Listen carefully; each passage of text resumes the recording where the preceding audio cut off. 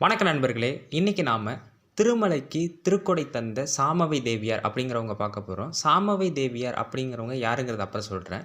முதல்ல தமிழ் கூறும் இலக்கண இலக்கியங்கள் கார்காலமாகிய ஆவணி, புரட்டாசியை முல்லை நிலத்திற்கு உரித்தாக்குகின்றனர். இந்த கார்காலம்ங்கிறது மழைக்காலம். இன்னொன்னு வந்து பழைய இலக்கியங்கள் என்ன சொல்லுது அப்படின்னா, மாயோன் மேய காடுறை உலகமும் என்பது போல அப்படின்னு சொல்லுது. இதில வர அந்த மாயோன் அப்படிங்கிறது வந்து மாயவன் சொல்லக்கூடிய கண்ணனை குறிக்குது. கண்ணன் தானே நமக்கு எல்லாருக்கும் முல்லைத்திணை கடவுள். அதனால திருமாலையும் இங்க குறிப்பிடுது. எண்ணற்ற வைணவ தலங்கள் இருந்தாலும், அதில மலை அப்படின்னு நமக்கு சொன்னோனே நமக்கு ஞாபகம் வருது எது? திருமலை. அந்த திருமலையில உள்ள கல்வெட்ட தான் இன்னைக்கு நம்ம பார்க்க போறோம். நீலத்திரை கடல் ஓரத்திலே நின்று நித்தம் தவஞ்சை குமரி எல்லை வடமாலவன் குன்றம் இவற்றிடையே புகழ் மண்டி கிடக்கும் தமிழ்நாடு. இதில் பார்த்துங்களேன், பாரதியார் பாடின பாட்டில் இந்த வடக்கே உள்ள மாலவன் குன்று அது வந்து திருவேங்கடம்னு அழைக்கப்படுற திருப்பதி தான் குறிக்குது. அது தமிழ்நாட்டை சார்ந்தது என்பது அனைவரும் அறிந்தது. காரணம் என்னென்னா, 1700லேருந்து 1700 வருடம் வரைக்குமே ஏறக்குறைய வந்து ஒரு 2000 வருடத்துக்கு முன்னாடியே தமிழ்நாட்டை சார்ந்த பகுதியில் தான் இந்த வேங்கடம்னு சொல்லக்கூடிய இப்போ இருக்க திருப்பதி. அதனால தான் திருப்பதின்னே இருக்குது. தமிழ் சான்றோடைய அந்த திருங்கிற வார்த்தையோடய அது அடங்கியிருக்கு. ஆனால் இன்றைக்கி அது வேறு ஒரு மொழியோட இடமா மாறி போனது வருத்தத்தக்க விஷயந்தான். சிலம்புனா வந்து சிலப்பதிகாரம். அதுலேயும் பக்தி இலக்கிய காலங்களிலும் 12 ஆழ்வார்களாலும் ஏனைய இலக்கியங்களிலும் புகழப்பட்ட திருமலை பழைய காலத்தில் வந்து தொண்டை மண்டல, அதாவது பல்லவ ஆட்சிக்கு உட்பட்ட பகுதியாக இருந்திருக்கு. அந்த பல்லவ பேரரசுலேருந்து வந்த ஒருத்தர் பேர் தான் யார்? கோப்பார்த்த மகேந்திர பன்மர். இன்னொன்று பார்த்திபேந்திரவர்மன்னு சொல்லுவாங்க. இவர் வந்து சுந்தர சோழன் காலத்தில் 2ஆம் பராந்தகன். சுந்தர சோழன் இன்னொரு பேர் 2ஆம் பராந்தகன். அவர் காலத்தில் இருந்த பல்லவ சிற்றரசர், அதாவது அருண்மொழிவர்மன் சொல்லப்படக்கூடிய மாமன்னர் ராஜராஜ சோழனுக்கு கை கொடுக்கக்கூடிய ஒரு தளபதியாக இருந்தவர். அவருக்கு கீழே இருந்த ஒரு சிற்றரசர் பேர் தான் இந்த சக்தி விடங்கனாகிய காடப்பட்டிகள். அவரோட துணைவி பேர் தான் சாமவை தேவியார். அதாவது அந்த பார்த்திபேந்திரவர்மனுக்கு ஒரு சிற்றரசர் இருந்திருக்காரு. அவர் பேர் காடப்பட்டிகள். அந்த காடப்பட்டிகளோட மனைவி பேர் தான் சாமவை தேவி. அந்த சாமவை தேவி இந்த கோவிலை 10 நாள் விழா ஒன்றை நடத்த அதற்கான வெள்ளி மூர்த்தி ஒன்றையும் பெருமாள் சிலை ஒன்றையும் அவருக்கான ஆபரணங்கள் மற்றும் அபிஷேகம்னா அபிஷேக திருவமுதுகளுக்கும் நிலங்களை தானமாக கொடுக்கிறார். இந்த கல்வெட்டு எங்கே இருக்குது அப்படின்னா, திருமலை கோவிலில் முதல் பிராகாரம் வடக்கு சுவரில் இருக்குது. கட்டாயமாக எல்லோரும் போய் பாருங்கள். இக்கல்வெட்டில் காணப்படும் ஆபரணங்களின் அளவுகளை கொண்டு இன்று வழிபாட்டிற்குள்ள போக சீனிவாசரே, அந்த வெள்ளி திருமேனி சிலைக்கு பேர் என்ன வச்சுருக்காங்கன்னா போக சீனிவாசர்னு பேர் வைக்கிறாங்க. அது இன்றைக்கும் அந்த கோவிலில், திருப்பதி கோவிலில் வழிபாட்டிற்கு இருக்குங்கிறது ஒரு பெருமைக்குரிய விஷயம். இது எப்போ வழிபடுவாங்க அப்படின்னா, இரவு நேரத்தில் ஏகாந்தத்தில் பள்ளியறை சேவையில் வழிபடுறாங்க. பள்ளியறை சேவையில் இதில் குறிப்பிடத்தக்க விஷயம் என்னன்னா, 1200 வருஷமாக வழிபாட்டுக்குரிய சிலையாக இருக்குது. இது அந்த பல்லவ அரசியோடைய உருவாக்கப்பட்ட சிலை. இப்போ நம்ம கல்வெட்டுக்கு வரும். ஸ்வஸ்தி ஸ்ரீ கோப்பார்த்த மகேந்திர பன்மர்க்கு யாண்டு 14வது சக்தி விடங்கனாகிய ஸ்ரீ காடப்பட்டிகள் தேவியார் பல்லவ பெருக்கடையார் மகள் சாமவையாகிய காடவன் பெருந்தேவியன் ஸ்ரீ வேங்கடத்து எழுந்தருளி நின்ற பெருமானடிகளுக்கு கொண்டருளி திருவிலங்கோயிலில் எழுந்தருளிவித்த வெள்ளி திருமேனியில். அதாவது இந்த காடப்பட்டிகள் தேவியார் அப்படின்னு சொல்கிறது வந்து அந்த சாமவை. ஆனால் கோப்பார்த்த மகேந்திர பன்மர் யார் அப்படிங்கிறது உங்களுக்கு தெரியல அப்படின்னா, இப்போ வந்திருக்கிற பொன்னியின் செல்வன் படம் பார்த்திங்கன்னா அதில் கோப்பார்த்த பார்த்திவேந்திரன்னு சொல்லுவாங்க. அது ராஜராஜ சோழனுக்கு துணையாக இருக்கக்கூடிய ஒரு பல்லவ சிற்றரசர். விக்ரம் பிரபு அந்த கேரக்டரில் நடிச்சிருப்பார். அவர் தான் இந்த கோப்பார்த்த மகேந்திர பன்மர். அவர் காலத்தில் அந்த சிற்றரசோட மனைவியோட கல்வெட்டு. விளக்கம்: மங்களம் உண்டாகட்டும். மாமன்னர் சுந்தர சோழன் காலத்தில் ஆளுகைக்கு கட்டுப்பட்ட பார்த்த மகேந்திரவர்மர், இவர் தான் அந்த பல்லவ சிற்றரசர். அதாவது அவர் ஒரு அரசர் தான். அவருக்கு கீழே இருந்த ஒரு சிற்றரசர் பேர் தான் சக்தி விடங்கன் காடப்பட்டிகள். அவரின் மனைவியும் பல்லவ பெருக்கடையாரின் மகளுமான சாமவை இப்போ இருக்க திருவேங்கடத்தில் எழுந்தருளியுள்ள வேங்கடநாதனுக்கு திருவிலங்கோவிலில் செய்து எடுத்து வரப்பட்ட திருமாலின் வெள்ளி திருமேனி. இப்போ நான் ஏன் இது சம்மந்தப்பட்ட கல்வெட்டாக போடுறேன் அப்படின்னா, ஏன்னா பொன்னியின் செல்வன் படத்தில் வரக்கூடிய எல்லாமே ஒரிஜினல் கேரக்டர் கிடையாது. அதில் சொல்லப்படுற நந்தினிங்கிற கேரக்டரே கிடையாது. மற்றபடி இந்த கோப்பார்த்த மகேந்திர பன்மர், அப்புறம் வந்து பெரிய வெள்ளார் அப்படிங்கிற கேரக்டர்லாம் உண்மை தான். அது கல்வெட்டுலேயே சொல்லப்பட்டிருக்கு. அதனால் அவங்க சம்மந்தப்பட்ட கல்வெட்டுகள் கொஞ்சம் நம்ம தெரியப்படுத்தணும்ல. அவங்க காலத்தில் எப்படியெல்லாம் வாழ்ந்திருக்காங்கன்னு நமக்கு தெரியணும்ல. அந்த காரணத்தினால தான் இத நான் கொண்டு வரணும்னு நெனச்சேன். இப்ப ரீசென்ட்டா கூட பார்த்தீங்கன்னா, நம்ம வந்தியத்தேவன் அவர்களுடைய மனைவியார் பேர சொல்லியிருந்தோம். அதேமாரி இப்ப கோப்பார்த்த மகேந்திரவர்மருடைய கல்வெட்டு கிடைச்சிருக்கு. அடுத்து பெரிய வெள்ளார், சிறிய வெள்ளார், அப்புறம் வந்து கண்டன், சத்ரு, பயங்கரன் இவங்களுடைய கல்வெட்டுகள்லாம் அடுத்தடுத்து ஒண்ணு ஒண்ணா போடலான்னு இருக்கேன். அதுக்கெல்லாம் ஆதரவு குடுங்க. இதுதாங்க அந்த சிலை. இப்ப இந்த சிலையுடைய ஆபரணங்களோட விபரத்த பார்ப்போம். ஃபர்ஸ்ட்டு திருமுடியில் எழுத்தின வைரம் 23ம், பருமுத்து 16ம், நாயகமான மாணிக்கம் 2ம், தடவி கட்டின மாணிக்கம் 3ம் ஆக 5னால் திருமுடி ஒன்றும். 2வது திருக்காதில் பொன்னின் மகரம் 2ம், பவளத்தின் கொப்பு ஒன்றும், அடுத்து 3வது திருக்கழுத்தின் மாலையிலேறின வைரம் 14ம், மாணிக்கம் 3ம், பருமுத்து 11ம், நெர்முத்து பலவும், இட்டு கட்டின மாலை 4ம் அப்படின்னு குடுத்துருக்காங்க. இதெல்லாம் முக்கியமான ஆபரண விபரங்கள். இன்னும் ஒரு 8 இருக்கு. அதையும் படிப்போம். 4வது பொன்னின் உதரபந்தனம் 1ம், திருவரை பட்டிகை 1க்கு இட்டு கட்டின மாணிக்கம் 4னால் பட்டிகை 1ம், பாகு வளையம் அது வந்து பாகு வளையம்னு வடமொழியில சொல்லியிருக்காங்க. தமிழ்ல வாகு வளையம்னு சொல்லுவாங்க. 2க்கு தடவி கட்டின மாணிக்கம் 2ம், தடவி கட்டின மாணிக்கம் 2 கட்டின திருச்சந்தம் 4ம், திருக்கழுத்தின் வளையல் 4ம் அப்படின்னு குடுத்துருக்காங்க. இதில் இந்த உதரபந்தனம், அரைப்பட்டிகை, அதுக்கப்புறம் திருச்சந்தம், அப்புறம் வாகு வளையம், அப்புறம் இந்த கழுத்தின் வளையல் அது வந்து கழுத்தின் வளையல்ங்கிறது பெருமாளோட கழுத்துக்குள்ள வளையல் மாரி போட்டிருப்பாங்க. பெரிய பெரிய வளையல் இருக்கும். இன்ன வரைக்கும் அந்த அசாம் பகுதியில் உள்ள பெண்கள்லாம் அது பயன்படுத்துகிறாங்கங்கிறது குறிப்பிடத்தக்க விஷயம். 9வது திருக்கால் கழுத்தின் காரை 2ம் இடையிட்ட பொன்னும் மணியும் பவளமும் முத்தும் ஆக உரு 52. அடுத்து பாதசயலம் 2ம் கடைசி இந்த பாதசயலம்னா என்னன்னு எனக்கு தெரியல.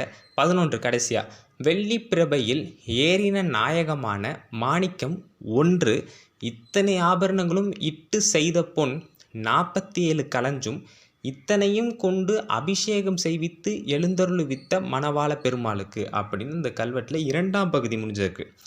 முதல்ல யார் செஞ்சாங்கங்கிறத நம்ம பார்த்தோம்.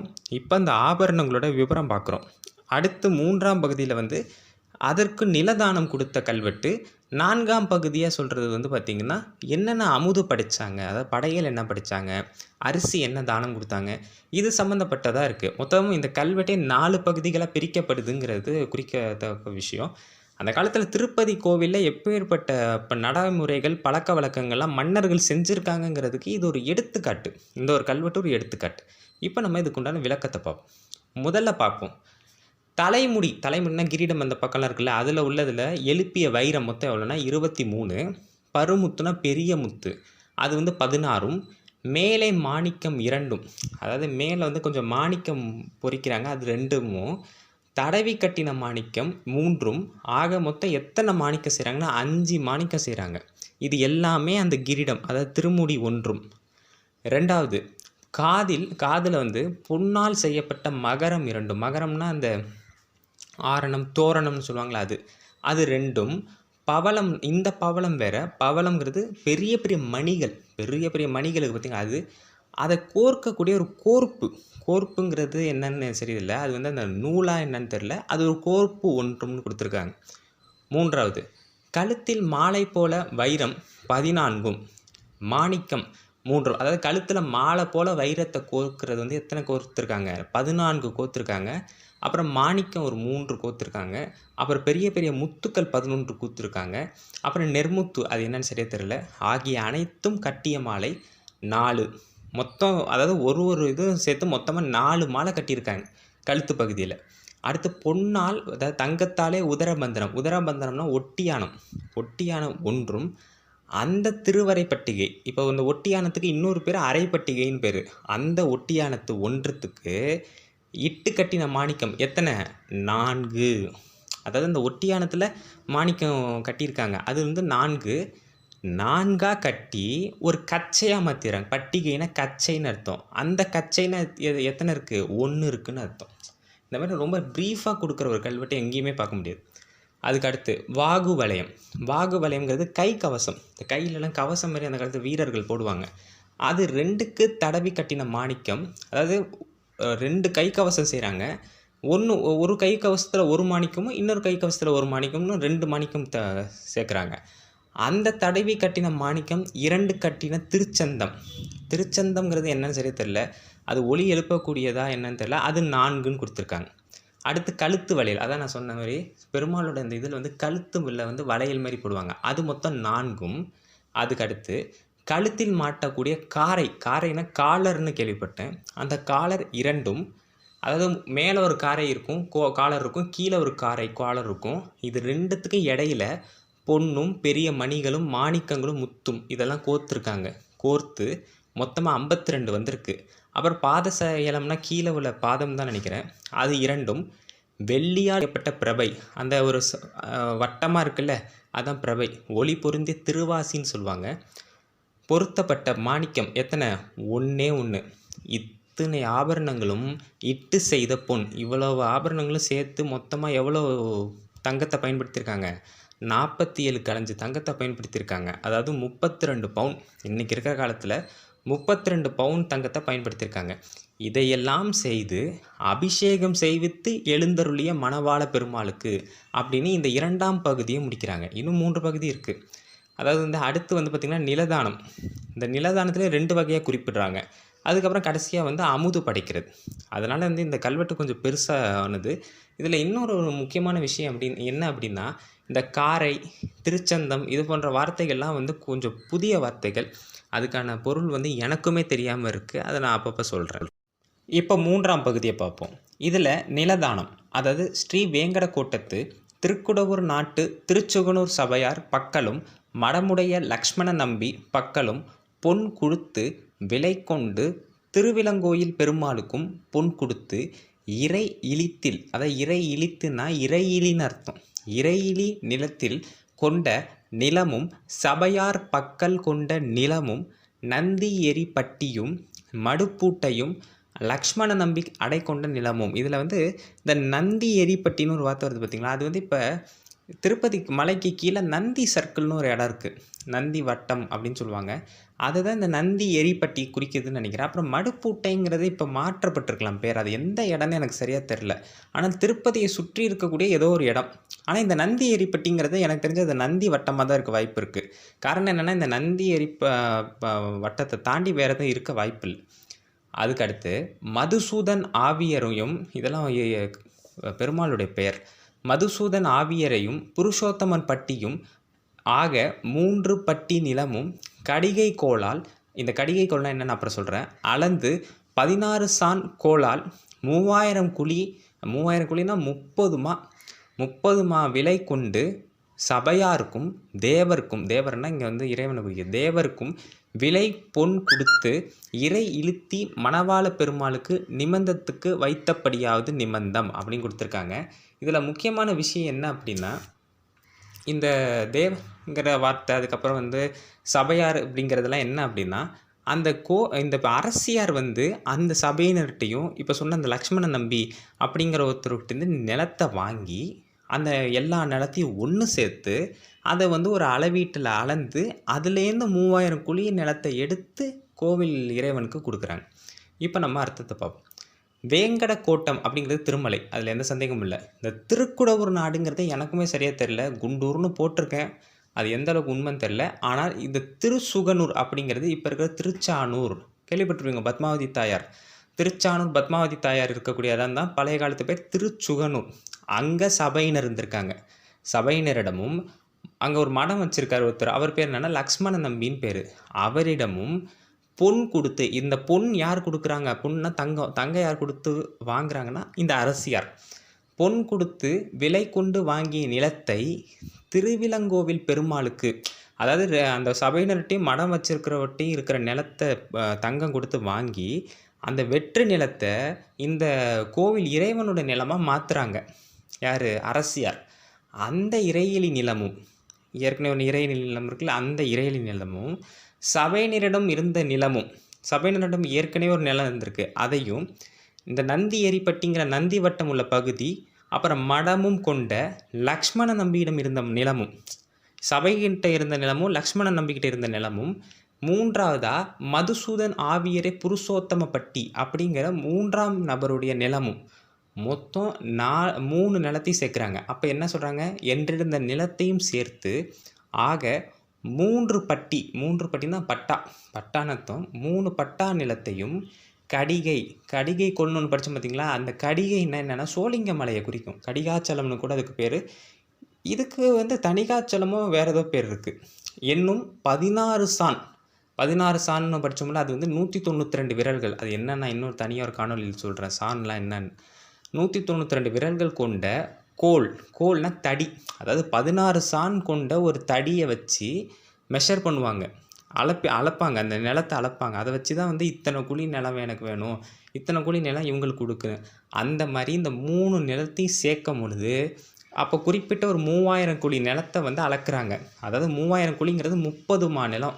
அதை விலை கொண்டு சபையினருக்கும் இறைவனுக்கும் பதிலாக பொன்னை இறையிலியாக செலுத்தி மணவாள பெருமாளுக்கு செலுத்திய நிலதானத்திற்கு இன்னொரு நிலதானமாக அப்படின்னு கொடுத்துருக்காங்க.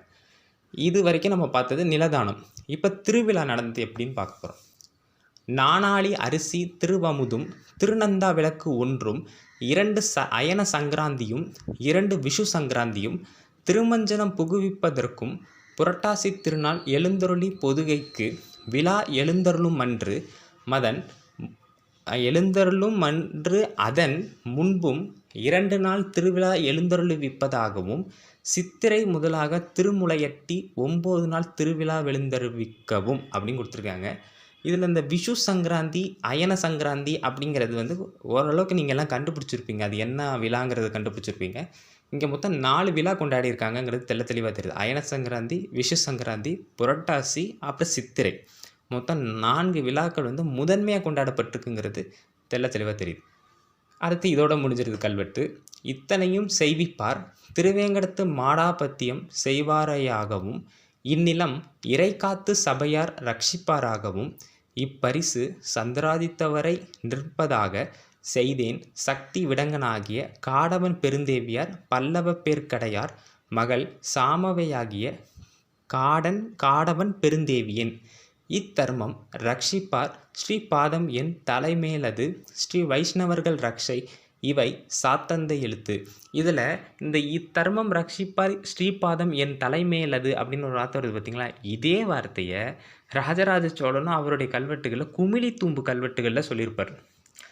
அதாவது ஒரு தர்மத்தை வந்து அவங்க ஸ்தாபனம் அதை எழுப்புறாங்க அப்படின்னா அந்த தர்மத்தை வந்து பின்னால் வரவங்க எல்லாரும் கடைப்பிடிச்சாங்க அப்படின்னா, யார் கடைப்பிடிக்கிறாங்களோ அந்த நபருடைய பாதத்தை என் தலைமையில நான் தாங்குவேன் அப்படின்னு மன்னர்கள் பெருமையோடு சொல்லுவாங்க. அந்த வார்த்தையை இந்த அரசியும் குறிப்பிட்டிருக்காங்கங்கிறது ஒரு பெருந்தன்மையான விஷயம். என்னை பொறுத்த வரைக்கும் இப்போ செம்பியன் மாதேவியார் வந்து நிறைய சிவன் கோயிலுக்கான அளப்பரிய திருப்பணிகள் செய்த மாதிரி இந்த அரசியார் வந்து வைணவ கோயில்களுக்கு நிறைய செஞ்சுருப்பாங்கன்னு தோணுது. இப்போ விளக்கத்தை பார்ப்போம். நானாளிங்கிறது ஒரு அரை குறுணி அரிசி. குறுணிங்கிறத நான் ஏற்கனவே பல இடங்களில் சொல்லியிருப்பேன். அரிசி படையல் படைக்கவும் ஒரு நந்தா விளக்கு எரிக்கிறது ஒன்றும், அப்புறம் 2 அயன சங்கராந்தி நாட்களிலும் 2 அயன சங்கராந்தி நாட்கள்னால் அயன சங்கராந்திங்கிறது மகர சங்கராந்தி, அது 2 நாட்கள் வருது போல். மகர சங்கராந்தினா நம்ம பொங்கல் விழா கொண்டாடுறது தான் மகர சங்கராந்தி. அப்புறம் 2 விஷு சங்கராந்தி, ஓணத்துக்கு இன்னொரு பேர் விஷு தானே. விஷு சங்கராந்தி நாட்களிலும் திருமஞ்சனம் செய்வதற்கும் இந்த கோவிலில் திருமஞ்சனம் நடந்திருக்கு. அதுக்கடுத்து புரட்டாசி மாதம் புரட்டாசி மாதம் இன்றைக்கி தான் ஆரம்பிக்குதுன்னு வச்சுக்கோங்களேன். அதுக்கு முதல் 2 நாளே விழா கொண்டாடுறதுக்கு ஏற்பாடு செஞ்சுருக்காங்க இந்த கோவிலில். யார்? இந்த அரசியாரோடைய ஏற்பாட்டில். அது மாதிரி அந்த காலத்தில் நடந்திருக்கு. அதேமாரி சித்திரை மாதத்துடைய முதல் நாளிலேருந்து சித்திரை 1ஆம் நாள்லேருந்து 9வது நாள் வரைக்கும் விழா கொண்டாடியிருக்காங்க. அதுலேயும் அந்த 9வது நாளில் தான் முளையட்டி சடங்கு நடந்திருக்கு. அது எனக்கு தெரிஞ்ச முளைப்பாரி சடங்குன்னு தான் நினைக்கிறேன். ஏன்னா கல்வெட்டில் வந்து முளையட்டின்னு ஒரு இருக்குது, அது இந்த முளைப்பாரி சடங்கை தான் குறிக்குதுன்னு நினைக்கிறேன். மொத்தத்தில் 4 விழாக்கள் வந்து இந்த கோவிலில் கொண்டாடியிருக்காங்கிறது கல்வெட்டு சொல்லுது. இவை அனைத்தையும் செய்பவராக திருவேங்கடம் மடாதிபதி செய்பவராகவும் கொடுக்கப்பட்ட தான நிலத்தை, இந்த நிலத்தை தானம் கொடுத்தாங்களா அரசி, அது வந்து சபையினர் பாதுகாக்கிறதாகவும் கொடுக்கப்பட்ட பரிசுனா இந்த ஆபரணங்கள் அதெல்லாம் அனைத்தும் சூரிய சந்திரன் உள்ளவரை நிற்பதாக செய்வது. இதெல்லாம் யாரெல்லாம் நான்லாம் உறுதியோடு செய்வேன் அப்படின்னு யார் சொல்கிறாங்கன்னா, சக்தி விடங்கனாகிய காடவனின் மனைவியும், அதான் அந்த சிற்றரசரோட மனைவியாகவும் பல்லவ பெருக்கடையாரின் மகளுமாகிய இந்த சாமவை காடவ பெருந்தேவி, இவங்க தான் அதை வந்து உறுதிமொழி எடுக்கிறாங்க, இல்லை உறுதி கொடுக்குறாங்க. நமக்கு கொடுத்துட்டு இன்னொரு விஷயத்தை சொல்கிறாங்க. இத்தர்மத்தை காக்கும் நபரை என் தலைமேல் அவரது பாதத்தை தாங்குவேன் என்று கூறி, இதை தான் பின்னால் ராஜராஜ சோழனும் தன்னுடைய குமரி தும்பு கல்வெட்டுலலாம் சொன்னார். இது அந்த காலத்தில் எல்லாருமே பயன்படுத்தக்கூடிய ஒரு சொல்லாடல் போல். வைணவர்களும் வைணவர்கள்லாம் அங்கே நம்ம பார்த்தோம்னா வைணவ ரக்ஷை அது இங்கே கொடுத்துருக்காங்க. சிவன் கோவில் அந்த பன்மாகேஸ்வர ரக்ஷைன்னு சொல்லுவாங்க. இதுக்கு பெருமாள் கோவிலுங்கிறதான வைணவ ரக்ஷை அப்படின்னு கொடுத்துருக்காங்க. சொல்லிட்டு இவை அனைத்தையும் கூறுவது, இந்த விஷயங்கள்லாம் நடந்தது, இந்த அரசியாரெல்லாம் சொன்னாங்கப்பா அப்படின்னு நமக்கெல்லாம் சொல்கிறது யாருன்னா சாத்தந்தை அப்படின்னு குறிப்பிடுறாங்க. கடைசியாக பார்த்தப்போ இவை சாத்தந்தை எழுத்துன்னு. இந்த சாத்தந்தைங்கிறது ஒரு வணிக குழுவாக இருந்திருக்கலாம். வணிக குழுவாக ரொம்ப காலமாகவே இருக்குது. இந்த சாத்தந்தைங்கிறதே வந்து தமிழி கல்வெட்டுலேயே இருக்குது. 2000 வருஷத்துக்கு முன்னாடி உள்ள தமிழி கல்வெட்டுகள்லேயே இந்த சாத்தந்தைங்கிற வார்த்தைகள் குறிப்பிடத்தக்க விஷயமா நிறைய இடத்துல இருக்குங்கிறது அறிஞர்கள் சொல்லப்பட்ட ஒரு விஷயம். அவ்வளோதாங்க, இந்த கல்வெட்டு முடிஞ்சிச்சு. இந்த சாமவை தேவியாரை நம்ம மறக்கவே கூடாது. இன்றைக்கு வரைக்கும் ஒரு வழிபாட்டுக்குரிய ஒரு சிலையை அங்கே நிறுவி அவங்களோட பெருமையை அவங்க வந்து போற்றியிருக்காங்க. இது புரட்டாசி மாதம் முடிகிற தருணம். அதற்குள்ளேயே மாயோன் பற்றிய ஒரு தகவலும் பல்லவ அரசியருடைய புகழையும் சொன்னதில் எனக்கும் சந்தோஷம்தான். இந்த தகவல் எல்லாருக்கும் பகிருங்க. நன்றி, வணக்கம்.